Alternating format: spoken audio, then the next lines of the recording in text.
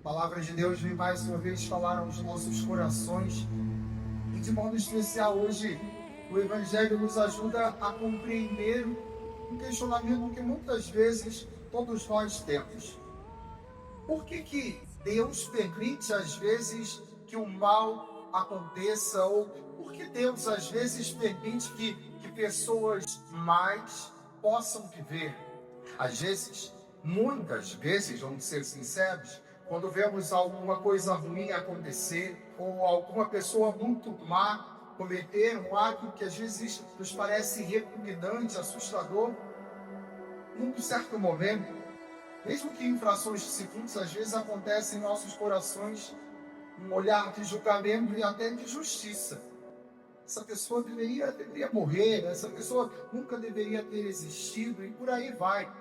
E é verdade que isso bem acontece em nossos corações. Hoje, o Evangelho, ao trazer algumas parábolas, principalmente eu gostaria de enfatizar um pouco mais a parábola sobre o joio e o trigo que crescem juntos, nos ajuda a compreender um pouco essa paciência que Deus tem. Mesmo que infrações de segundos às vezes acontecem em nossos corações, um olhar de julgamento e até de justiça. Porque muitas vezes nós corremos o risco de achar que somos somente trigo, ou de achar que em nossos corações existe somente o trigo e não o joio. Aqui eu já gostaria talvez de te convidar a abrir um pouco teu coração e a tua mente para perceber isso também. A parábola do joio e do trigo, que nosso Senhor no finalzinho, Ele mesmo faz a homilia, Ele mesmo explica cada parte, cada elemento dessa parábola. Essa parábola nos ajuda a compreender em primeiro lugar que muitas vezes no mundo crescem o bem e o mal. O mal, nós acabamos de ouvir, que não tem a sua origem em Deus. Santo Agostinho vai dizer que o mal nem tem uma causa eficiente, somente uma causa deficiente. O mal é a ausência do bem. O mal não foi criado, o mal surge a partir do momento em que o bem é retirado, ou que alguém se fecha à ação do bem, e o bem supremo é o próprio Deus. Aqui nós entendemos que o mal do mundo não foi vontade de Deus, foi a ação do inimigo de Deus. Aqui é bom lembrar que semana passada nós também ouvimos uma parábola que em alguns elementos pode parecer muito semelhante. Aquela parábola da semente, se recordam? Semente que cai num terreno pedregoso, num terreno com espinhos ou num terreno com pássaros, mas a semente que também cai em terra boa. Aqui hoje a questão muda um pouquinho, porque na semana passada era como se os nossos corações fossem esses terrenos, esses campos. Aqui hoje a questão muda um pouco, porque hoje na realidade o campo é o mundo e nós somos de algum modo aqueles que acolhemos a semente do joio ou do trigo. Aqui, quando nós percebemos esse dono do campo, o agricultor, que é o próprio Senhor, que de algum modo parece que dormiu e alguém veio, o inimigo veio e semeou o joio, às vezes pode parecer, e corremos o risco de pensar isso, que Deus está como que dormindo. Parece que diante do crescimento do mal no mundo, muitas vezes, ou dessa coexistência entre o bem e o mal no mundo, parece que Deus está como que inerte, ou totalmente passivo a essa realidade, quase como que numa atitude de indiferença. Como se Deus não se importasse com essa situação do mal que cresce no mundo. Pois bem, tire da sua cabeça e do seu coração essa mentalidade que talvez possa existir. De um Deus que é indiferente à nossa dor, de um Deus que está com que inerte a ação do mal no mundo. Não. O que eu gostaria que hoje convidar você a perceber é que Deus sempre está agindo. Deus sempre está olhando pelo mundo. Deus não se separa da nossa dor. Deus não se afasta de nós, sobretudo quando parece que o mal está crescendo no mundo. O olhar de Deus é sempre um olhar compassivo, ou como cantamos, um olhar bom, um olhar paciente, um olhar clemente. Deus olha para o mundo e para essa situação do bem e do mal com um olhar de paciência, com um olhar de quem acredita que o mal pode tornar-se bem. Esse é o olhar de Deus sobre nós. Este nosso olhar, muitas vezes, imaturo, ou que não percebe tudo, um olhar justiceiro, que quer sempre que o mal seja quanto antes extirpado. E vejamos nós que no Evangelho, a parábola, isso é sugerido ao Senhor. Queres que agora mesmo comecemos a colher o joio? Tiremos logo o joio do meio do trigo? Eu não sou um grande especialista em agricultura, mas pesquisando um pouco, se você tiver a curiosidade de depois olhar na internet, o ramo do joio e do trigo são muito parecidos, sobretudo quando estão verdes. A diferença se dá com o passar do tempo. O trigo vai ganhando a sua coloração mais dourada, mais amarelada, e ali mostra a sua maturidade, mostra que está pronto para ser colhido. Enquanto o joio não, ele não tem semente, ele não amadurece, ele parece mais um capim, ele permanece verde. É por isso, e aí nós entendemos que na parábola, o Senhor não quer que seja colhido o joio logo. Ele quer que o trigo amadureça. Porque quando o trigo amadurecer, será mais fácil separar do joio do trigo.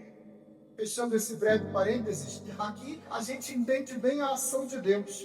A ação de Deus que quer que o joio, ou até permite que o joio cresça junto com o trigo, de algum modo que no tempo certo será possível distinguir um do outro. Será possível tirar o trigo e jogar o joio fora para ser queimado.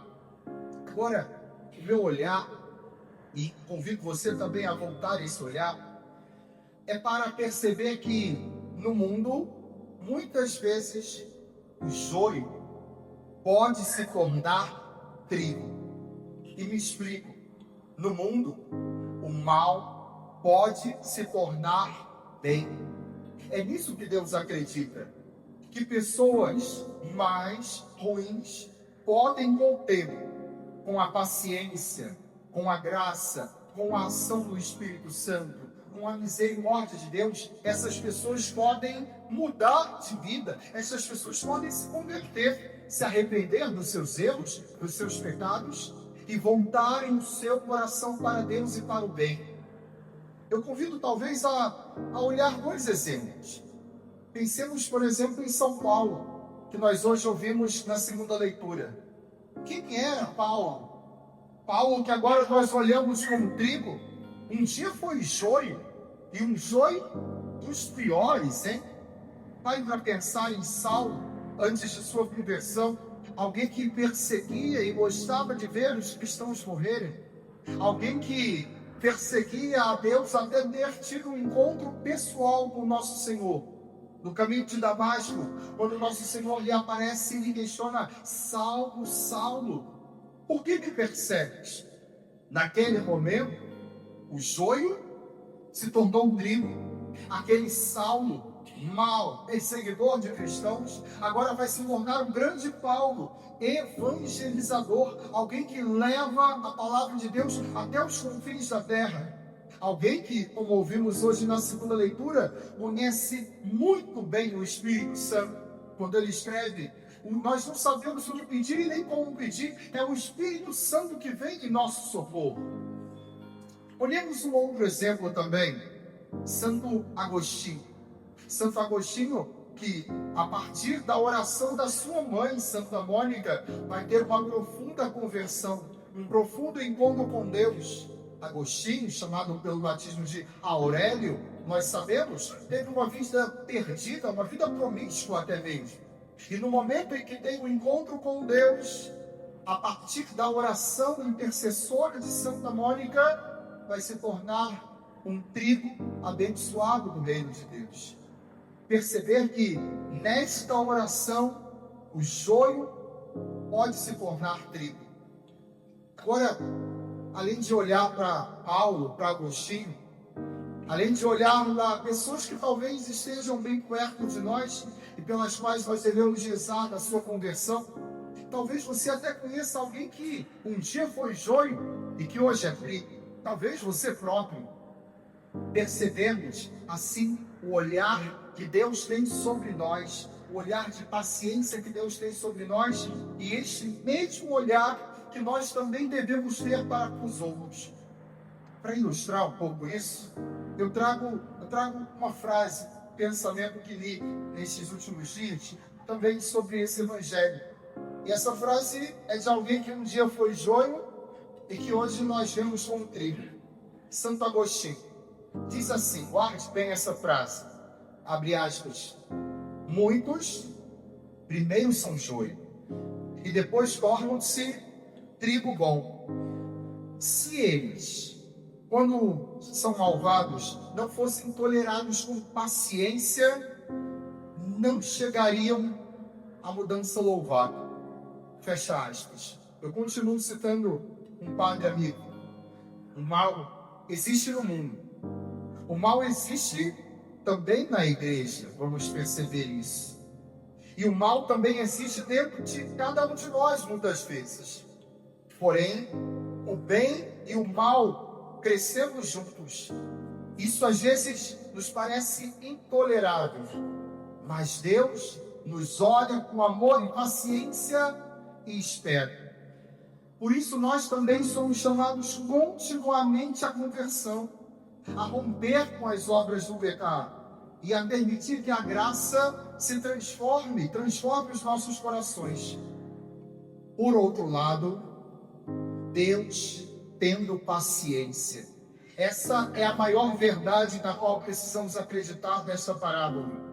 A linha que separa o bem e o mal não passa entre um grupo e outro, entre uma pessoa e outra. Essa linha passa dentro dos nossos corações, do coração de cada ser humano. Amados irmãos e irmãs, hoje, que o Senhor nos permita verdadeiramente ter um olhar de espera, um olhar de paciência, um olhar de misericórdia. Que o Senhor nos permita hoje ter esse olhar em primeiro lugar sobre nós mesmos, percebermos que talvez já muito fomos transformados, mas perceber que ainda precisamos ser transformados.